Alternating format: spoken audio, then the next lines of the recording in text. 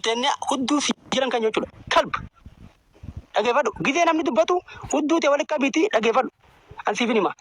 Nuti waa malee tuqaan jirru michootana kadhannee dadhabne kadhaa teenya immoo sodaatti fakkaatee jiru. Kanaaf itti cabsuudhaaf itti gabbaa'e nuti kabajaan gaafannee dadhabne kabajaa teenya nu guuttee kabajaan akkana ijoollee teenya iyyee na balleessisan yaanillee isin balleessee dhiifamettee nama keenya rakkataan lachuutu jechuudha manatti bantee gargaarsifnee anarraa kaasi sabboona ibsaa fu'ee hundarraa kaafnee maallaqa fi kanninee ijoollee teenya biyya arabaatti illee gargaarsifannee yoo galfanne fayyaan teenyaa fi maakiin fayyaa bareedduu dhufan. Yoo ammoo hin gargaaru akkanumatti hin gartee lafarra ittiin bubbutee naarrabsanii hojii jiraannettee itti fufnaa jiruuti. Nuti itti fufnu garuu ammoo hooleeyyii biyya arabaatti nu wal godhuun bu'aa siin qabu maaliif nuti nama riyaala 2,000 2,500 2,200 dalagachuu jiru nama si lubbuu ta'e tanaahu bituu dandeenyu jechuuti. Si galtee Sigalemi kanaafuu sammuu ta'e keessatti adda silaa namni baratin bal'isee yaadu. Ati immoo osoo beekumsa malee beekamtii harkatteeti. Haqa asitti himan. Ati beekumsa malee beekamtii harkattee jechuudha.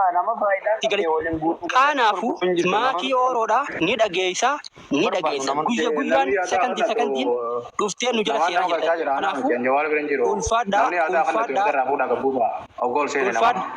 ulfaadhaa galatoomaadhaa nuti akka ijoollee Harargeetti nama nu jaalatu ni kabanya nama nu jaalanne hin kabanyu. Obboleessa kiyya kanee wajjin dhaladhe maan taane dantaa harargummaadhaa dursee sanbooda oromummaatti deemnaa wajjiyaana harargummaa dhiisee oromummaatti deemnaan ammoo no never haqaan itti himan itti fufa.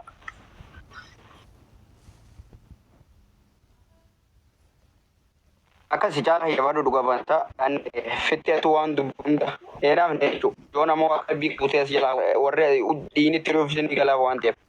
Sigalee shaba kan kiyya jira dubbadda. Mummaramu jirta. Itti fufee. Koteewu awa waan jechuu qabuun jee deemaati dhaggeeffadha gajaran sabboonaa fi jaal ibsaa dhagee. Ferasiitiin amma dubbisee jira michayyoon Harargee miti abbaan Arsii jaanii. Hubadhaa dura deemaati akka gaariitti hubadhaa gosa michiyyoo hubadhaa. Caalaa mana hoogganiiti nama olgalchi akkasitti wajjin haasa'amee ani jawaala bira jiru dhiifama. Hayyee dhageeffadhu oomani michiyyoon dhageeffadhu gebbaatee isiin deebisaa ani Arsiidhaa takka ani Shawaadhaa tan akka ani Wallaggaa ta Harargee nan galchuu haa jettu malee nuti amma isii duubaa isiin Harargee miti iyyuu hin dandeenyu nuti obboleettii teenya isiin nu balleessi jennee komachaa jirra. Sigalemi. Isinitti himnee jirra gaa. Haa taatu. Oomani jaala qab. Oomanii nama yaada isaa ibsite rakkoo qabu namni yaada. Kana nuti oomanii yakka isii akkuma jaalan jee yaada isii gartee deebisa aanaa miti jettee isin haaloogaa akka isaaf gootu.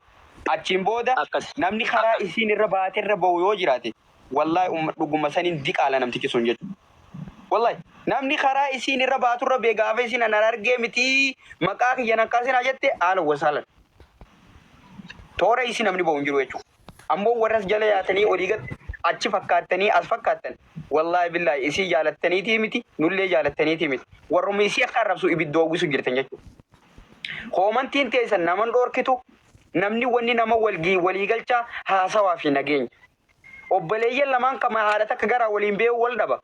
Yeroo wal dhabe immoo isaan sun walitti araarmuu waan taane fira yookaan aanaa isaa namuu gartee abbaa fedhatee itti dhiyaatuutu hammeenya nama san jidduu jiru waan rakkoo dhufte laalee walitti araarsaa jechuudha. Namni maa wal dhabaa miti. Dhiiraaf dhalaan wal lola, xiqqaa guddaa wal lola, dullachaaf dullattiin wal lolan abbaa fedhee wal lola jechuudha. Ammoo Daala silkii hin qabdu.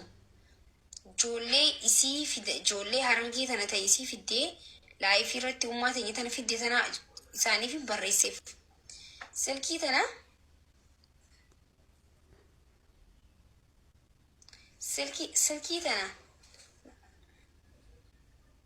eenyu laa kiyya dura dubbataa?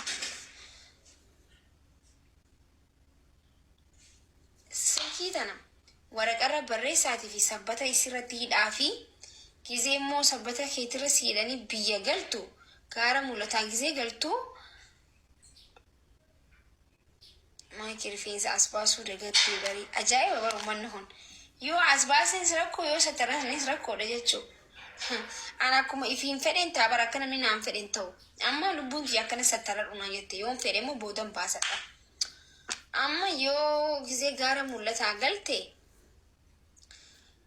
maakii orrootti silkiin tuni jeeti nama akka carraa maakii orrootti naa bilbilaadhaa jeetiiti silkii tana namatti kanni anaaf haa bilbilanii hin jeen ummaadhaan gizee gaara mul'ataa dheexee namni jechuun achi jiru oromoon achi jirtu nama shan keessaa namni lama na wallaalu maakii orrootti naa bilbilaa jeeti silkii xiyya tanatti kanni naa dubbisiin jeen hayyee jettee biyya galtee silkii naa bilbilan Itoophiyaa irraa naa rafu jiru na bilbilan ummaa sani akkam goote ummaa waadaa seentee biyya galchite ummaa sani naan jedhan okay ummaa sani hayyee akkam goone yaaboo akkam goone nan amma rafaan jira nan boodeen isin dubbisa maayin isin dubbisa imoon qabdan hin qabnu waa takkaa hin qabnu jedhan na inni bilbilaaf jee irraan fadhe silkii isin qabadhe silkiin tuni bilbilamtii tamtu tamiin beeku adda wallaalee silkumaa waa adda wallaalee ilaa ammaa jechuu deebisanii dawwalan ammas akkan jeen silkii tana addan qabanne akka gootu gizeen allaayifii irra seenu saan allaayifii seenu ganamas nin seena galgala saa isin bira saa 3 fi 4 nin seena sa'a san narra bilbilii tiktookii ni qabdaa jennaan een qabaa garuu viidiyoo nama barsiisu fooloo xiqqoo takka qabaa rakkoon qabaanaa fooloo sii goysisee akka viidiyoo baatu godha nama isiif isiidhaaf bilbileessan jechuu sanbooda seeni ana laayifii irra jiru ana laayifii tiktookii maqaan tiktookii kiyyaa kana jahi natti himii ana laayifii irra taa'uu na bilbilii jeetiin himeef kunoo ilaa ammaan bilbilee badanii jechuu amma gistana haadha nama guddaadha biyyatti galchee waan bunaallee taatu siif bannaa buna banuudhaaf qarshuma 100 takka qarshuma 50 60 70 barbaachisa jechuu meeshaa bunaa bitattee buna eegaluudhaaf mana kireeffatuudha waan qabu kuma takkaa hin barbaachisan immoo nutu warra asirra jiru walitti yoo bubuusneef banuu dandeenyaaf jechuu so amma warri gaara mul'ataa jirtan yoo ummaan sun quba qabaattan ummaan sanii wal nu qunnamsiisaa because nama guddaadha akka hamileen isii cabus hin barbaadu asii biyyatti galtee wanta akkasiif goona jeen biyya galcheeni adda wal dhabne isin silkiin qabdu silkii namaan dubbisti namni sumee biyyifatee ta'uu danda'a nama waadaatti nyaate ta'uun fedhu wal nu qunnamsiisaa tolee yoo quba qabaattan.